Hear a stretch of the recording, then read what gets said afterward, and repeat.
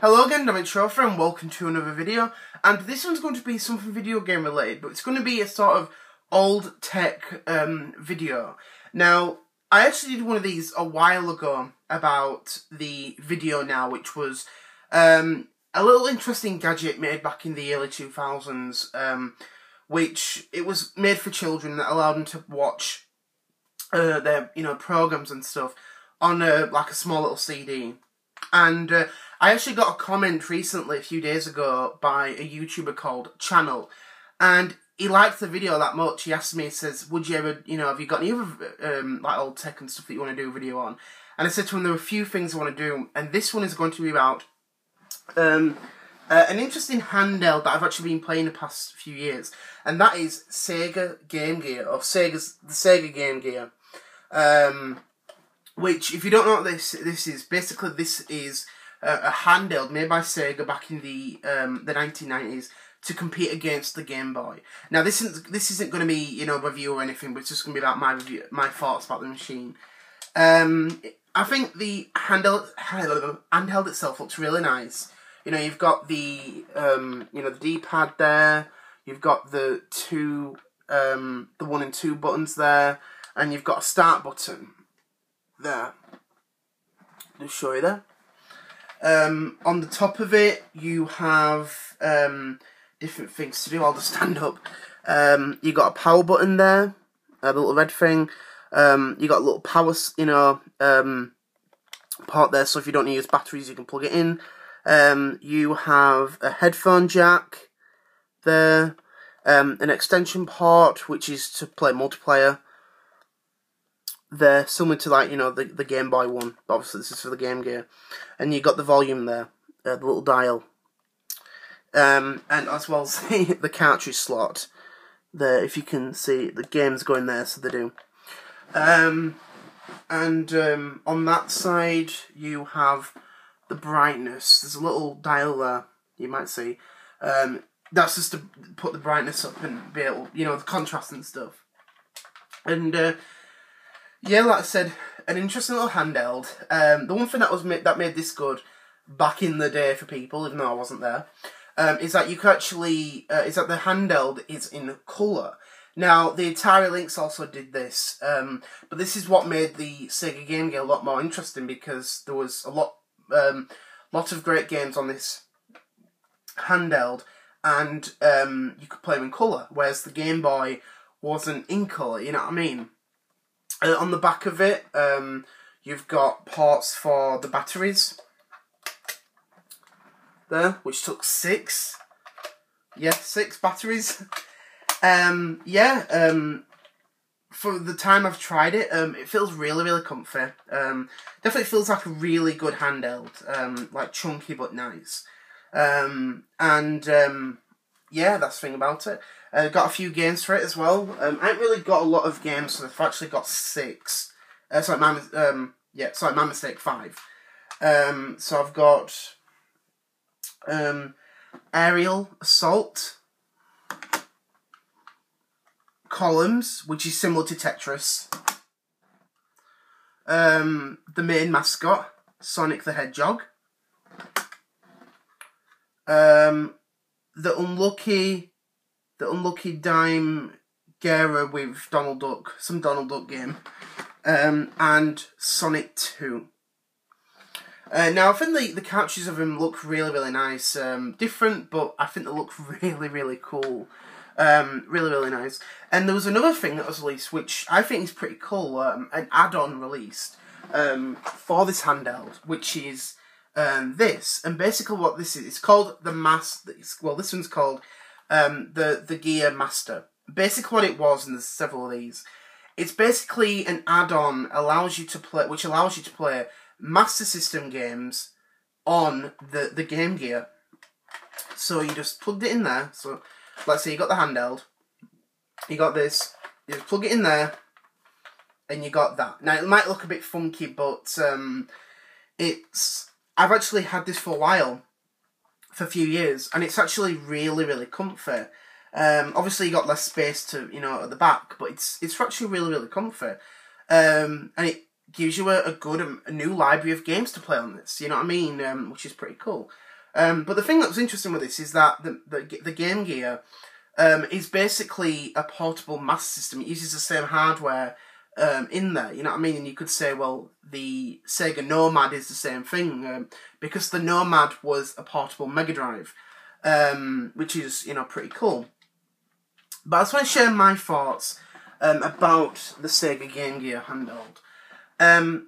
Obviously, I was never born when this was out. You know, this came out in 1990, and I was born in 1995, so I never knew that Sega ever made a handheld. And the reason how I got into it was when I got into and started using YouTube many years ago, like 8 to 10 years ago. I started watching a lot of different channels, and one I watched was called Classic Game Room. And he did a video about the Sega Game Gear, and I found it so interesting. I thought, wow, that's really, really cool. I thought, that's really, really good. And then I watched a lot of other YouTube videos about the Sega Game Gear, and I learned a lot about it. And around that time, I started learning about what, you know, the Sega consoles that had been existed during the time, because, as I said before, the only game console I ever knew that Sega made was the Dreamcast. I never knew that Sega made consoles afterwards. And I thought, I definitely want to get one of these someday. So what ended up happening was, back in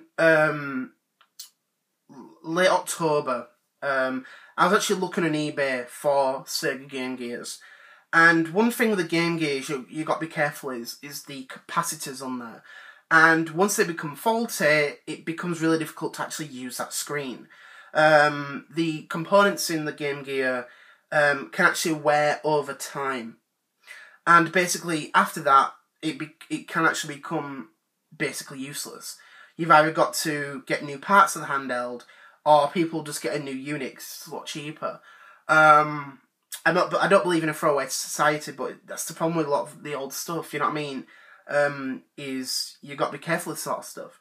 So I started looking on eBay, and I saw one for an auction, and it was stated that it was non-working, and it hadn't been used in years. But it came with a copy of Sonic 2, so I did, and I thought, well, I'll chance it. I thought, I know that the Game Gear has issues. It has the whole, you know,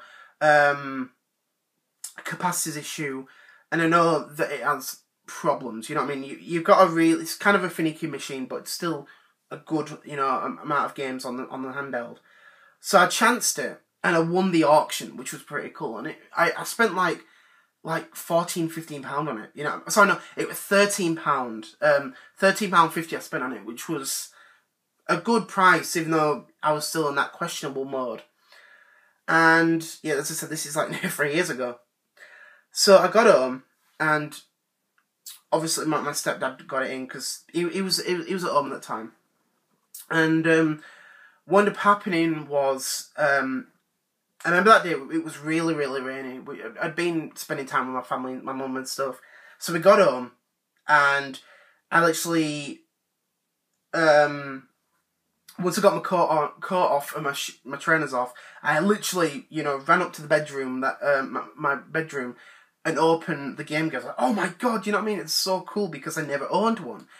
And basically, I checked if there were any used batteries on it. There weren't. So I just put some in, and I turned it on, and it kept turning itself off.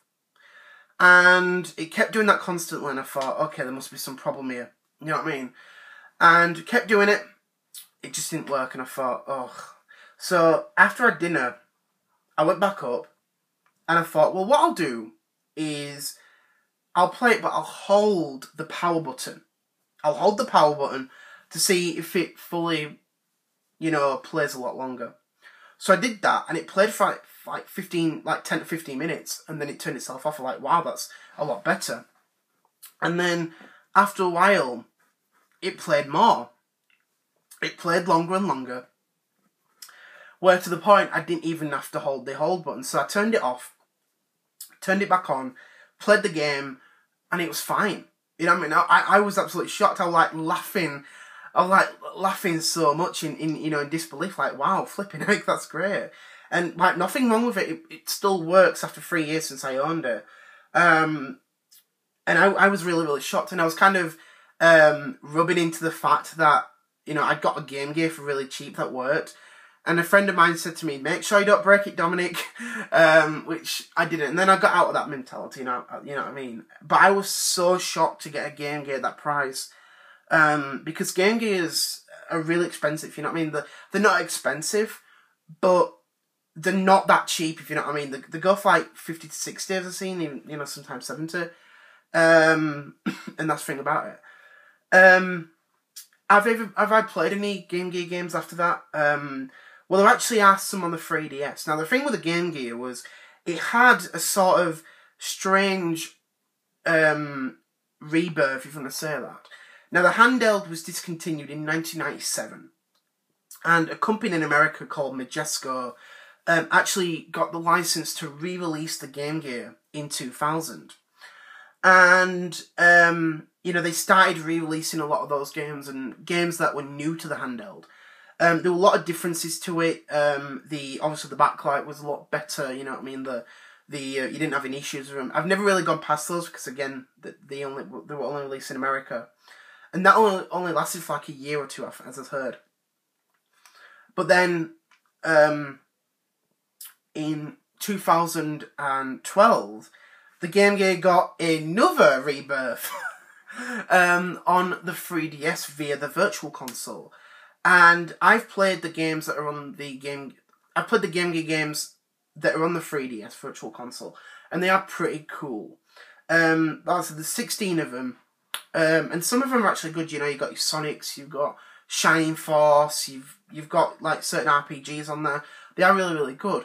Problem with it is the number is really, really limited. 16 games on there. It's a nice taste for the Game Gear, but it's not the thing that you want, you know what I mean? Which is a bit of a shame. But I think if you've never played the Game Gear and you've got a 3DS, definitely check them out, you know what I mean? There's a lot of great games on there, and the games are emulated really, really well. Sega worked with M2, who did the Sega 3D Classics, and there's some great games out of those 16 that are well worth it. Would I recommend the handheld? Totally, I really, really would. There's a lot of great games on there that are well worth playing, if you've never ever tried it.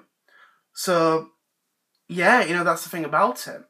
Game Gear, kind of review about it. And I was going to say, hope you enjoyed this video. I think if I do another one of these, it will be about Nintendo's DSi handheld. So, I was going to say, thank you very much for watching. I hope you enjoyed this video.